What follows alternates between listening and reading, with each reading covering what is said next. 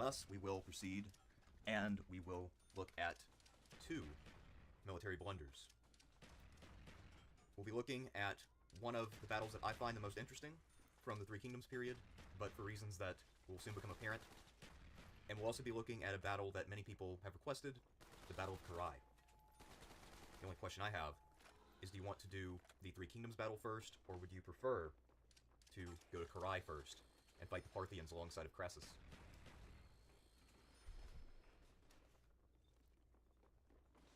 Don't answer all at once.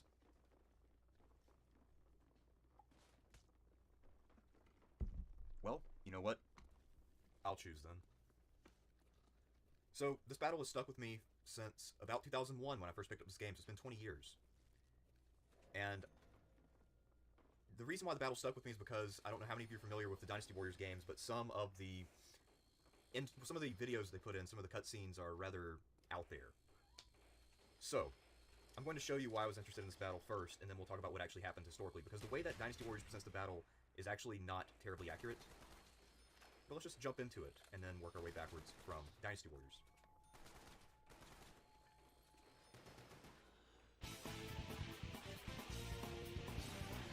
Report from the spies! The main Shu force has definitely camped! So, was the enemy camp pretty? What? It was normal, I suppose? People! We must destroy their formation with a beautiful one of our own. This is the art of battle. Now, you will see.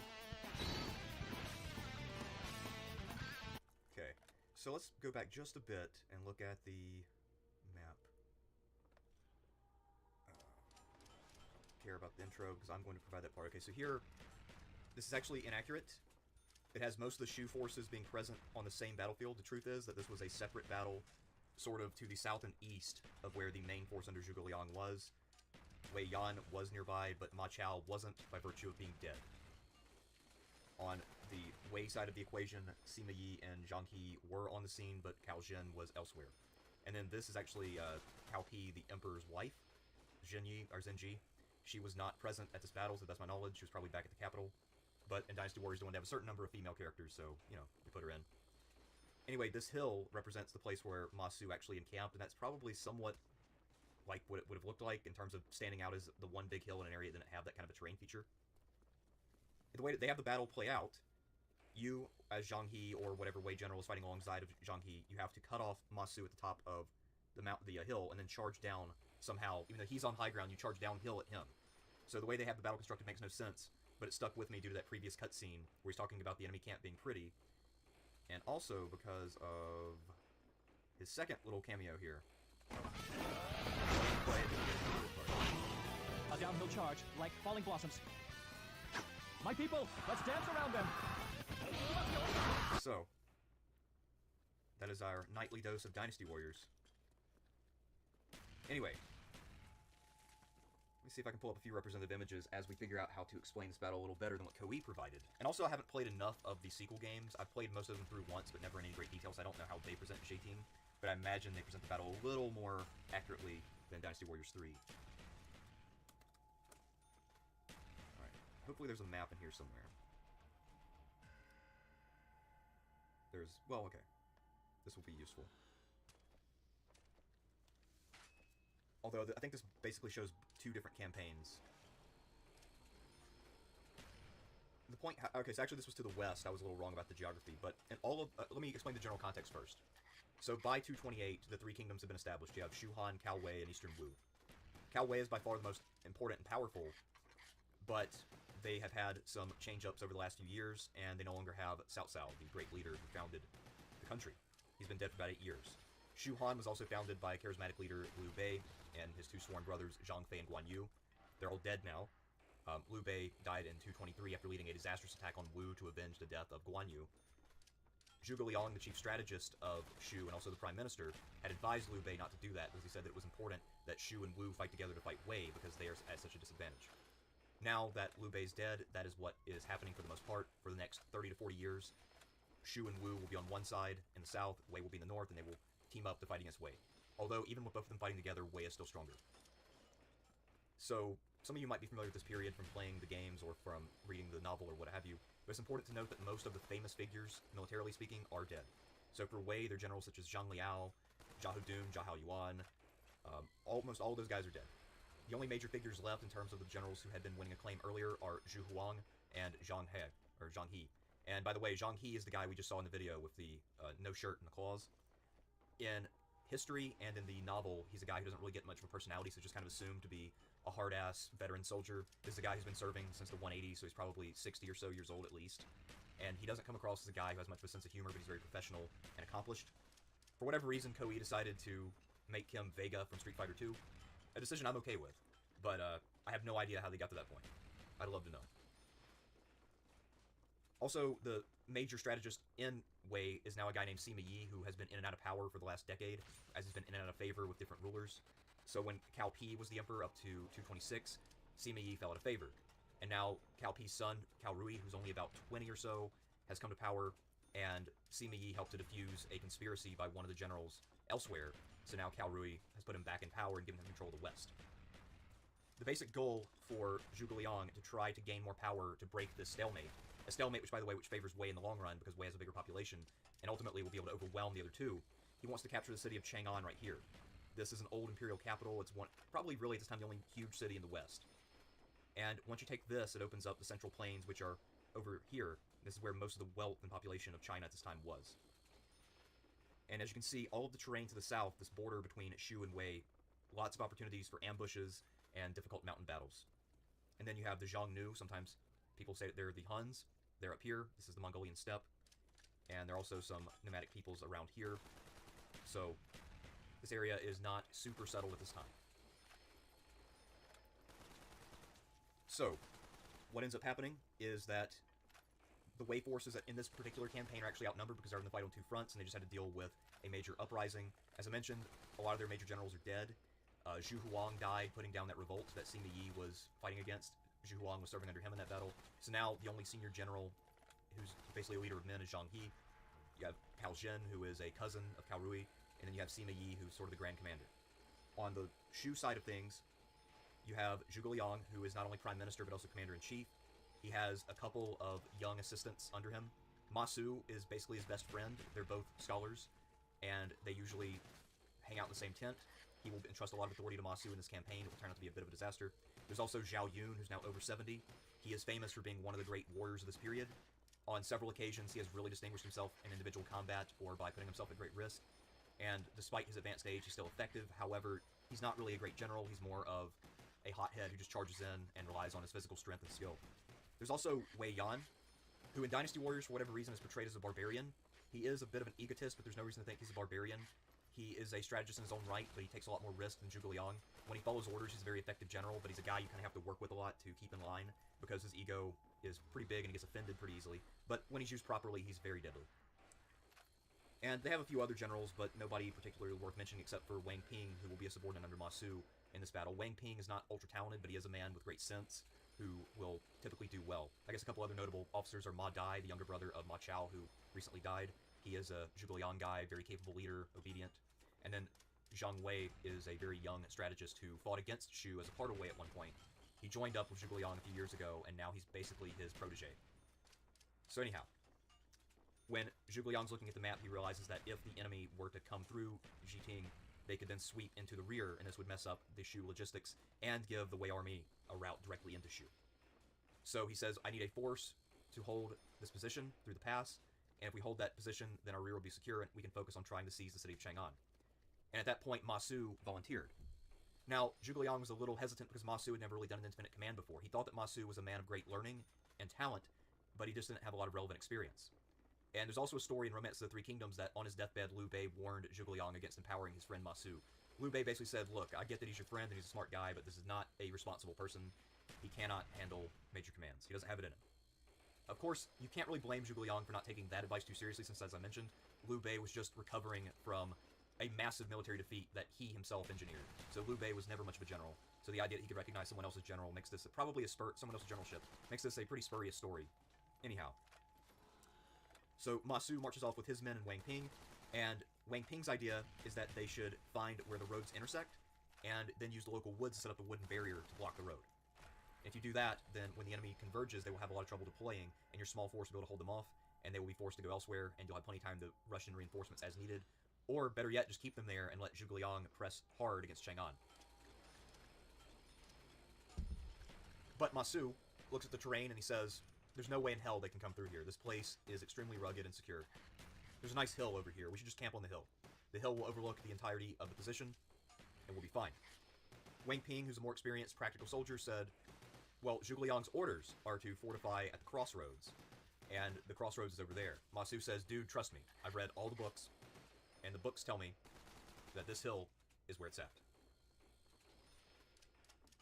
So ultimately, they haggle a bit, and Ma Su allows Wang Ping to lead off a very small percentage of the force to go set up a roadblock, but this force is nowhere near heavy enough to really hold back an army. And Ma Su basically mocks him, saying that he's behaving like a woman, he doesn't understand warfare, and also that when he holds this pass successfully, he's not going to share any of the credit with Wang Ping.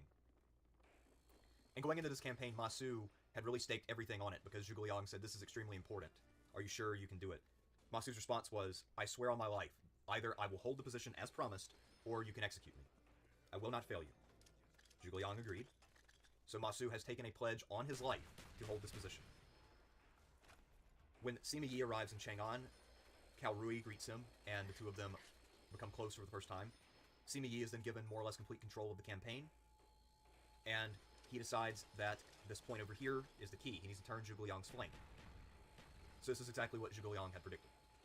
Sima Yi goes with Zhang He, and one of Sima Yi's sons, who will later basically be emperor in his own right at the very beginning of what becomes the Jin Dynasty, different story for a different day, goes out to do the scouting for this mission. His name is Sima Zhao. And he reports to Sima Yi, yes, this pass is garrisoned. So Sima Yi at first is a little bit unhappy because he thinks, alright, my plan is not going to work. Zhuge Liang has anticipated it, so I'm going to have to do something else. But then his son says, oh, don't worry, Dad. He camped up on the hill. And the reason why everybody except Ma Su understood that was a problem is because when you camp on a hill, you can be cut off.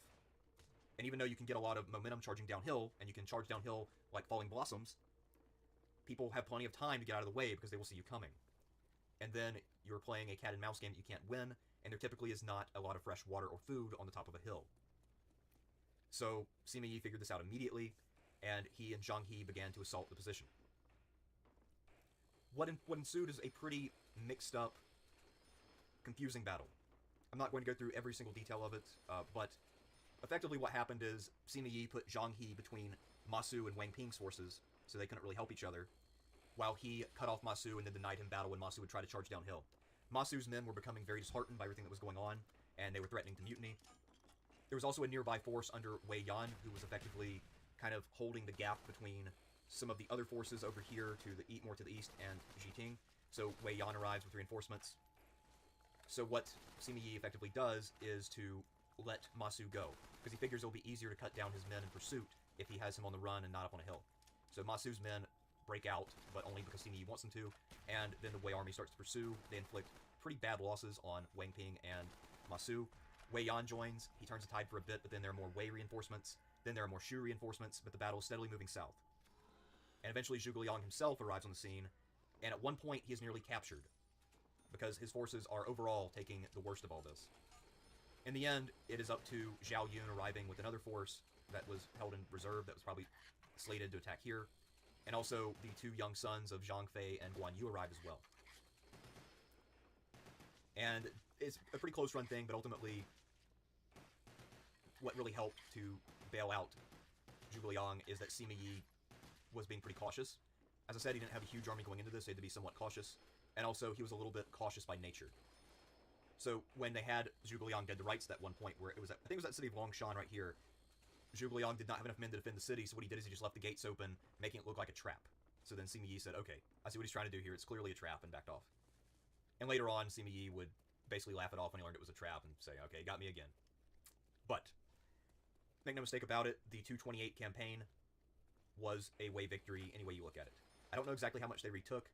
They did not recapture Hanzhong, which Shu had taken back in 219, but they probably did take pretty much all this stuff in here. And I want to say the new general Zhang Wei's mom lived at Tianshui right here, so they had to send for her and move her to the south. So complete disaster. And one of the plans they rejected early on, when they were planning the campaign early in the year, Wei Yan wanted to lead about 10,000 men through this extremely rough patch here and then attack Chang'an from the south. He anticipated taking a fair amount of losses, but then combining that with another advance from somewhere else. Pretty risky strategy, but in retrospect, it's better than putting Masu in command of anything. Needless to say, there were rewards and punishments for what had happened. Sima Yi's position as the Chief General of Wei was confirmed. Zhang He was also very much elevated, although he will die 3 years later, so it didn't really help him as much. For Sima Yi, he will become very close with Cao Rui, and when Cao Rui dies young and childless in 239, Sima Yi will become regent, and that will put him and his sons into a position where they can then begin to completely dominate the government and ultimately install themselves as the new ruling dynasty. In the south, in Shu, Zhuge Liang formally demoted himself, although he was still in charge of everything, to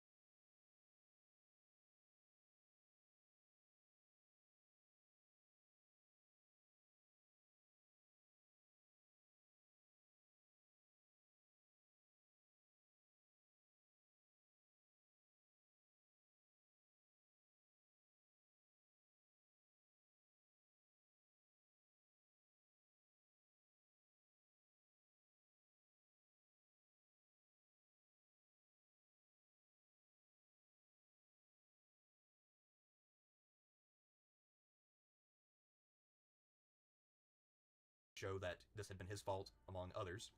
He offered to reward Zhao Yun for basically saving the day, but Zhao Yun said you don't reward people for fucking up and failing. So ultimately, because of pressure and because a lot of people knew about the oath that Masu had sworn, Zhuge Liang had to execute his best friend for failure. He did, however, end up raising Masu's kids. So, yeah. Anyway, pretty sad moment for Zhuge Liang. And although Zhuge Liang is typically considered to be one of the great strategists of Chinese history, I actually think he's pretty overrated. If you look at all of his northern expeditions, I think he has 5 or 6, and then in 240 to 260-ish, his successor, Zhang Wei, will launch, I think, 9 more. And all of them are basically repeats of the same ideas. They never really come up with a new strategy. They never pursue a new path to try to get around Chang'an or to try to break the stalemate of the Three Kingdoms some other way. They just keep trying the same thing over and over and over. So yeah, anyway, this was the first indication that perhaps the strategy might be a bit of a risk. And also, in the future, I do plan on doing another battle from this year called Shiting, which is the word shitting, but with 1 less T. And that battle is between Wei and Wu. Anyway, this is the Battle of Jieting. A downhill charge, like falling blossoms.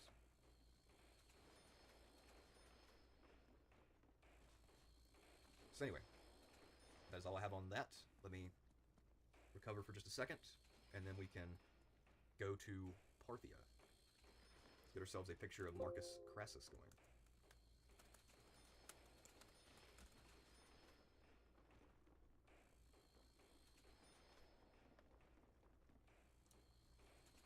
Parthia. Ah, that's way too generous. That is not accurate.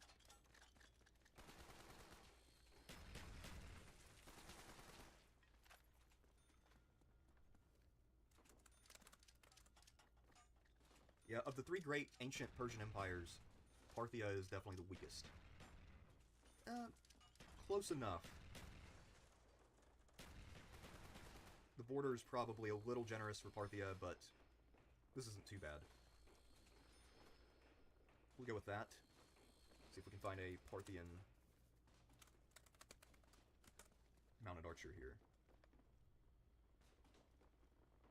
Well, here we have Cataphracts. This is one of the mounted warriors. And we also have this, the famous Parthian shot. The technique of nomadic warriors the world over. You can fire backwards while riding on your horse. The idea being not so much that this is effective. It's really not that effective since you don't have the momentum of riding forward.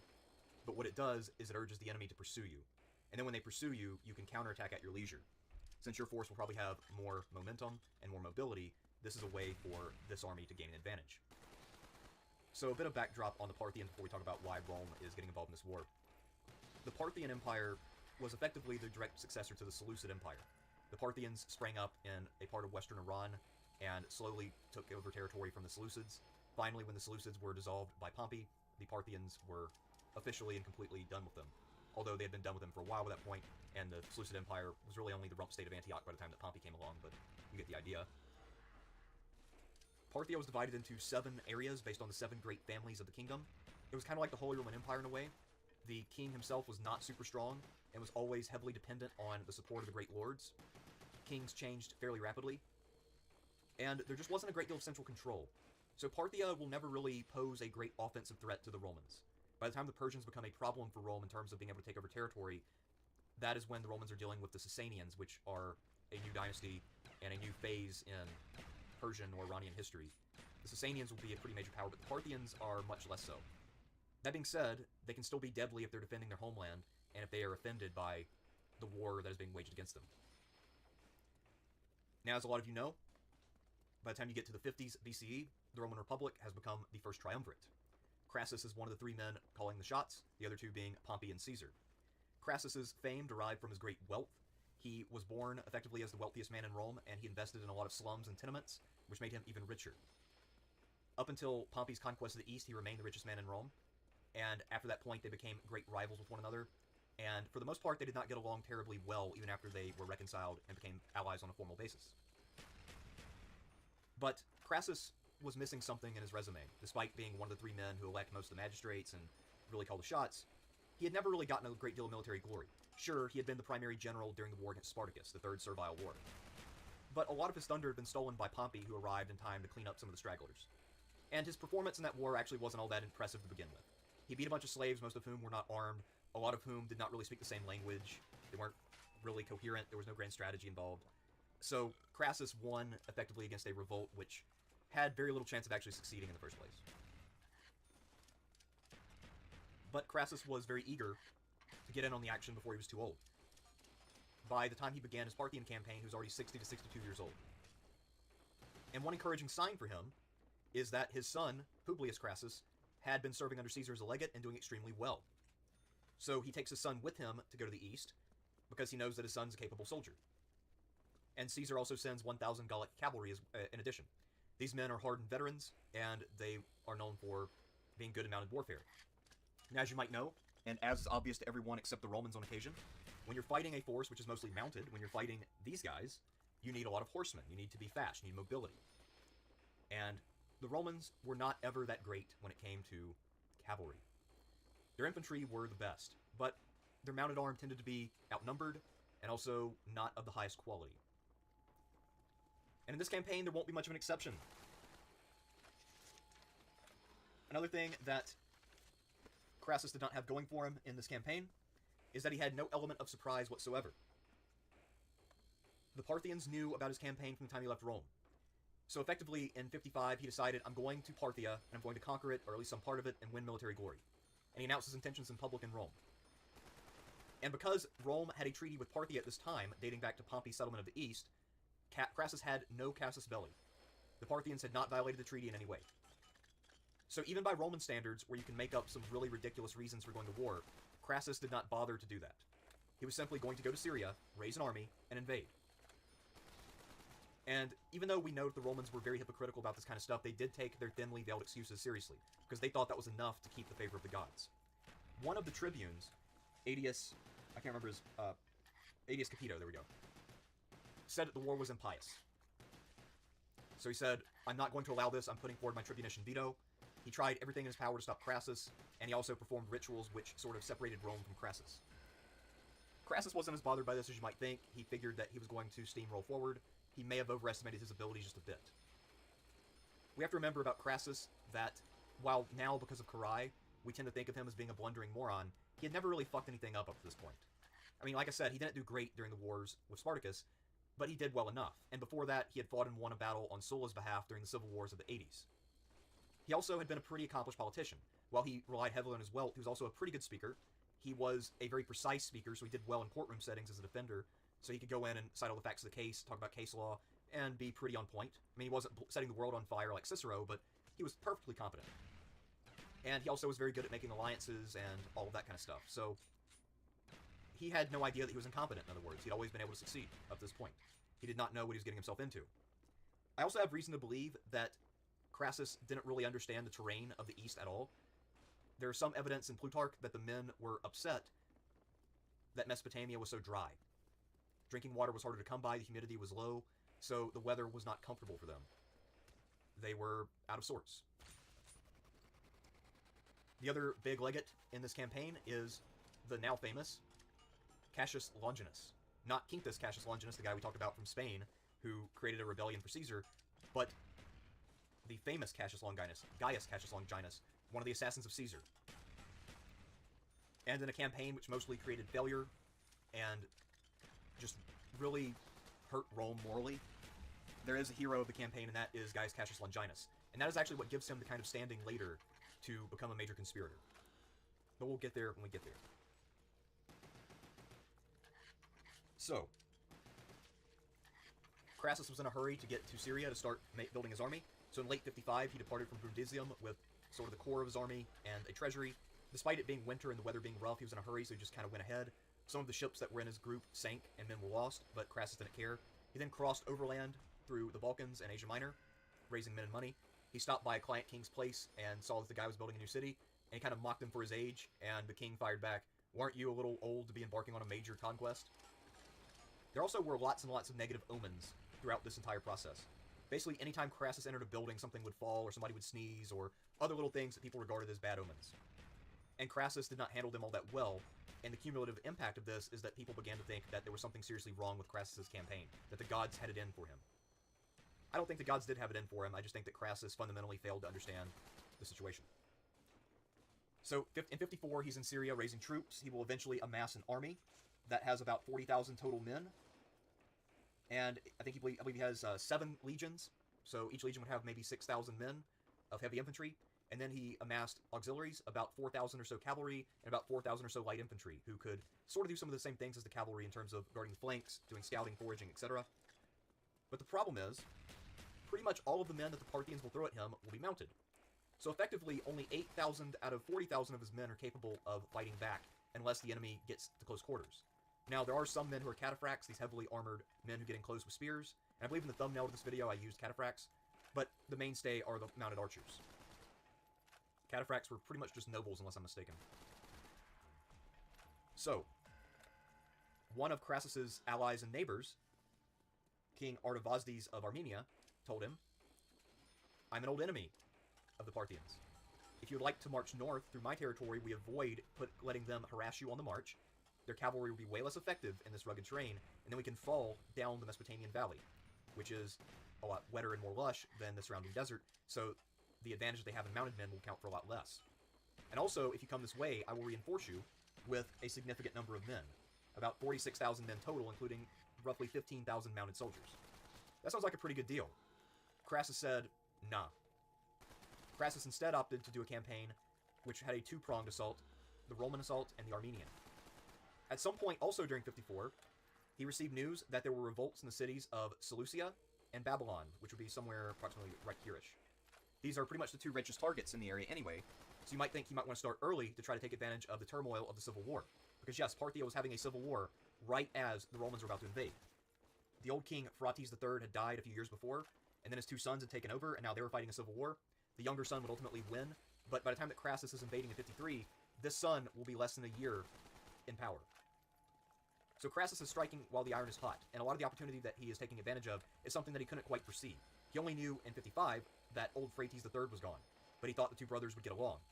Now, he had the opportunity to strike in the middle of a literal civil war, failed to take it, and he also had a great offer from his neighbor who knows the terrain and the nature of warfare in this region way better than he does. So he's already made two massive errors going into this campaign.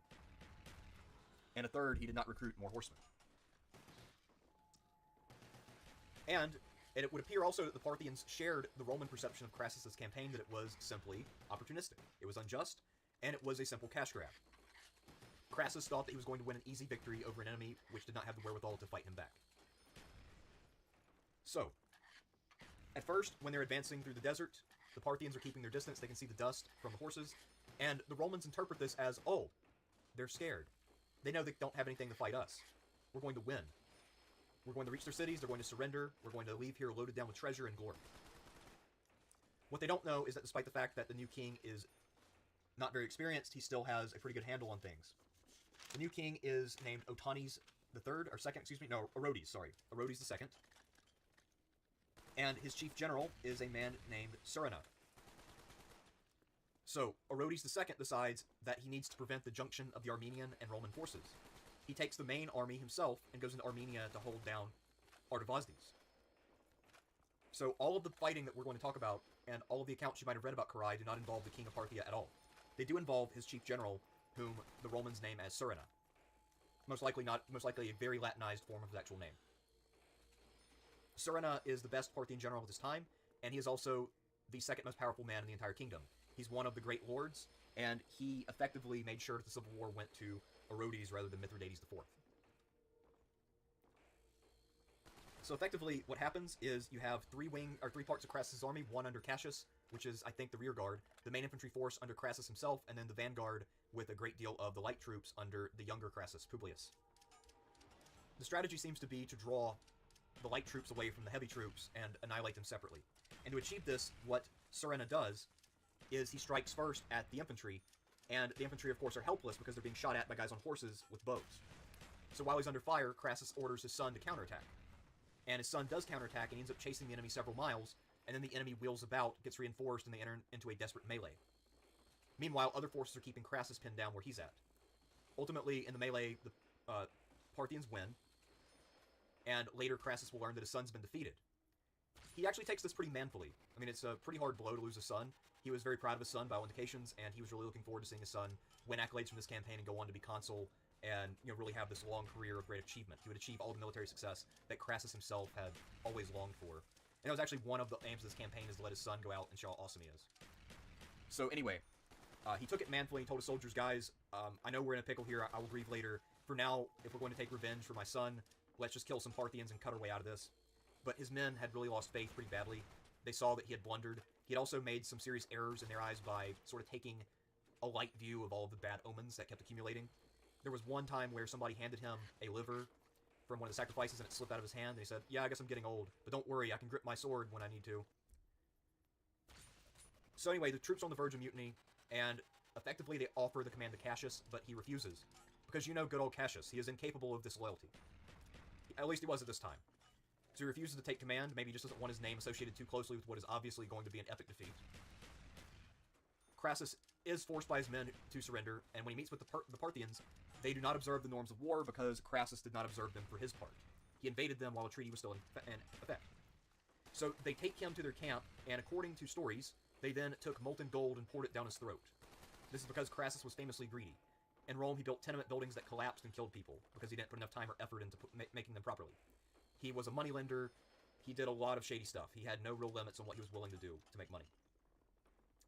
And in this campaign, they saw it as Crassus effectively trying to rob them. So they put him out of his misery in a pretty graphic way that was fitting for his personality failure. Cassius managed to get the survivors back into Roman territory, and when the Parthians launched a counterattack the next year, Cassius was actually able to mount a credible defense with a small and pretty battered army. He actually killed a Parthian general in battle, and that is what really secured his name as someone with a bright future. Of course, Cassius, later assassinated Caesar. Otherwise, he probably would have gone down with a much more positive reputation. But as it stands, his literary reputation is as one of the two guys in the Ninth Circle of Hell being punished as a traitor. So anyway, I think we can see that this was one of the greater blunders of Roman military history. And I've talked to Sean. We're probably going to try to run this back fairly soon when he's available. He'll do the ones that he had planned. I'll do 2 new ones. So what I'll probably do is the follow-up to this battle, which is an interesting one. It occurs about 15 years later under another famous triumvir. And I will also then do the Battle of Shiting, which occurred the same year as Jiting.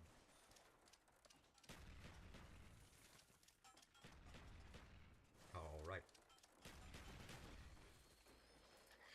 So that's pretty much all I have for you. Well, I mean, I guess Crassus was a real general, he just wasn't a very good one. I'm not sure how many times they've faced horse archers before. This might be the first time, actually. At least when they faced a large number. I mean, because Pompey did not venture too far into the hinterlands when he was campaigning.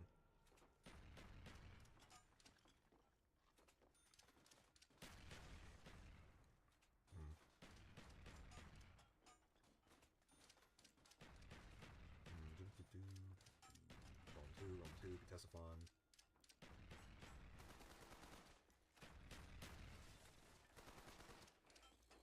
Okay.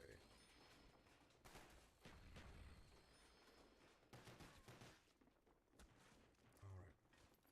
Well, that's all I had for you this evening. I guess I didn't realize how much, all of the various back and forth they usually have with Sean, how much time that actually takes up. But yeah, that's it for now. Unless anybody has any really pressing questions for the evening. Why didn't Rome put more effort into having a good cavalry corps? I don't know. I mean, because Italy's not terrible horse country, and then Sicily had a good tradition. Gaul had a good tradition. I think a lot of it is they just preferred to hire people, once they get to the professionalized empire, they prefer to just hire people who have the skill rather than training it at home. Somebody got unsubscribed, apparently, by YouTube. Yeah, I noticed my sub count randomly dropped a few days ago. YouTube does that at random, and I'm not sure why. They say it's supposedly to deal with inactive accounts and to make sure that I have an accurate sub count, because that's something I'm really concerned about, I always wonder, like, man, do I have any fake subs? Shit, can't have that. Most overrated emperor, most underrated, I'll have to think about that for a minute. What are the best books to read about the late Republic and Aurelian? What is your favorite emperor and why? Well, best book about the late Republic that I've encountered, I would say Caesar, a biography by Christian Meyer. Very thorough explanation of the politics. In terms of the best book about Aurelian, there are only a few to choose from to begin with, so you're kind of just forced to read the ones that exist. And I can't really say I'm an Aurelian expert, actually. Favorite emperor? I'm kind of partial to Claudius, but I don't know. That's a good point. I actually don't really usually have a lot of favorites for things. At least not clear favorites. Most overrated Roman emperor. I'll say Constantine. I feel like he gets a lot of credit for things that Diocletian did, or at least started, so he's more of a continuator, and most of his military deeds were accomplished against other Romans in civil wars. Most underrated... I guess at this point Aurelian is pretty well appreciated. He used to be the most underrated. Who tends to be underrated? I feel like, I don't want to call him underrated, because he's definitely a bad emperor. I feel like people overstate how bad Nero was. So I guess he might even qualify as being underrated, just because he's really more of a D, but people act as if he's a Z on a tier list. Because if you actually look at his reign, it was mostly peaceful and prosperous. And most of the dumb shit he did didn't have too bad of an impact on life in general.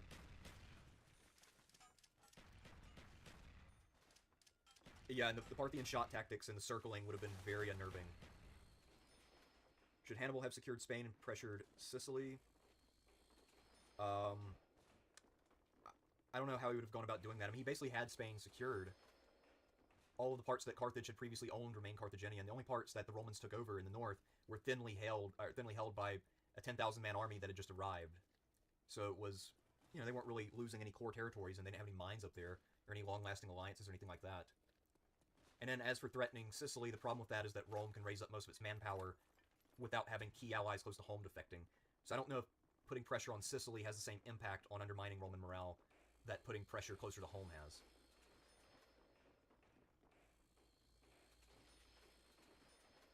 What is my writing research process for videos? It depends on the video. So for something like this, I just take notes and I read about the battles and the campaigns. And I just have a list of notes, and I usually don't get to consult them as much as I'd like. I find that just writing down the notes in the first place helps to organize my thoughts to some extent. For more lecture-style videos, I have notes, then I make the presentations from the notes, and I sort of think out what I'll say, and pace myself with the bullet points, and then when I record, I just make sure that I cover everything in the bullet points and the things that I couldn't include because of space. And then for some other videos where I actually have written scripts, I will actually just type out the script and either have to print it or have a program where I can look at a different window and read from the script. So I mean, it just really depends from video to video, and it also depends on how well I know a topic in terms of what I look up. So for a lot of the Roman stuff, I mean, I've read the primary sources before, so I usually brush up on that, but then I'll try to read something new that I've never looked at before, some new secondary account that I've never looked up about a particular topic, just to get, a little bit of a fresh perspective, see what else is being said about a thing. And also, since also with a lot of these, it'll be the first time I've looked at something in a while, so I'll find that due to learning other stuff, it now puts it in a fresh light. So then I try to keep in mind other things that I've talked about recently and see how things fit together. Elaborate on Pompeius Strabo's military colony in Picenum. I don't actually know that much about Strabo's colony. I do know that this gave Strabo and his son Pompey a huge heads up in politics, though. And I don't think it's a first. The Romans often did found colonies, but I'm not sure if any of the previous colonies had been in the Marian era, where you have troops who are super loyal to a particular general. Yeah, Hadrian is good, and everybody knows Elagabalus is great. I mean, I don't think there's any real controversy or debate on that. I mean, Elagabalus clearly is S tier, as we all know. Thoughts on Elia Kazan? I'm not sure who that is right offhand.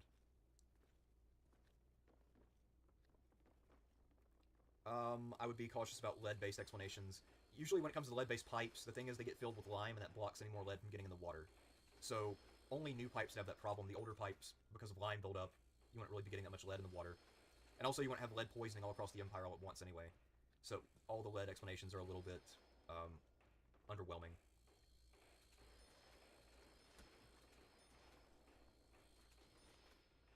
Oh, I see other people have been talking about lead. Have you written any books? Well, I'm writing a dissertation right now. It literally is a book. I also have an idea for a joke. Well, a book that will be a joke. And I have a little document started for it. And the book, the tentative title is Luigi Cadorna, Military Genius. I'm not going to do any real research for this book because it's obviously a fucking joke. I'm just going to make up shit and go with the bare minimum of detail, but just make the counterintuitive argument that Cadorna is a misunderstood military genius and that everyone just failed to understand how awesome he was. And that he was right about the need for the strict discipline. And then I'm going to take this book, what I'm going to do is try to write it from like a neo-reactionary perspective. So I'm just going to throw in a lot of moralizing crap. Then I'm going to send it to some random right-wing publisher and see if they'll take the bait and give me money for it. I'm not kidding. This is actually something I'm planning on doing. And I have notes for that in the same notebook that I was working out of tonight. I have found a publisher that I think might be dumb enough to go for this, but we'll see. Yeah, and Cadorna was absolutely robbed after Caporetto. I mean, that was clearly not his fault at all. And if they had left him in charge after Caporetto instead of Diaz, then they would have won much more quickly and overwhelmingly. So, Thoughts on Sulla? Sulla is an interesting historical figure. The last of the great dictators, really, unless you count Caesar.